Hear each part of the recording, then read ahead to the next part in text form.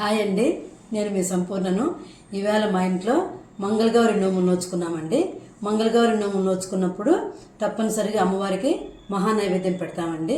ఆ మహానైవేద్యానికి వంట ఏమేమి చేశానో చూద్దురండి. చూడండి, అన్నము, పులిహోర, పొంగలి, వడ, బూరె, దోసకాయ పచ్చడి, టమోటా పప్పు, రసము, దోసకాయ కూర, పెరుగు. ఇవి బంగాళదుంప బజ్జీలండి.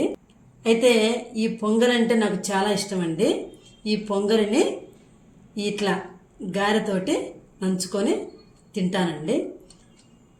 ఇలా తింటాను గారెతోటి, చాలా టేస్ట్గా ఉంటుంది. మీరు కూడా అలా ట్రై చేసి చూడండి. అయితే దీపాల కోసం అని చెప్పి చలిమిడి చేశానండి. ఆ చలిమిడి పిండి దీపాలను పెడతాము. చలిమిడి చేసినప్పుడు ఆ పిండి దీపాల్లో పిండి మిగిలిపోతే మా కొడలు, అత్తమ్మ పిండి అంతా మిగిలిపోయింది, అత్తమ్మ పడేయాల్సి వస్తుంది అని చెప్పి అని అన్నది.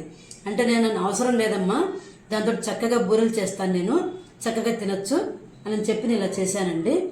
అయితే చాలామంది మిగిలిపోతే ఇబ్బంది పడుతూ ఉంటారు. అలా ఏమి ఇబ్బంది పడదు, చాలా టేస్ట్గా ఉన్నాయండి. కొంచెం గట్టిగా వస్తాయి, అరిసెలంతా రావు కానీ కొంచెం గట్టిగా వస్తాయి, కానీ టేస్ట్ మాత్రం చాలా బాగుందండి. ఇలా చేసుకొని తిని చూడండి. ఈరోజు నా లంచ్ ప్లేట్ అండి. మళ్ళీ లంచ్ ప్లేట్ తోటి మీ ముందుకు వస్తానండి. సబ్స్క్రైబ్.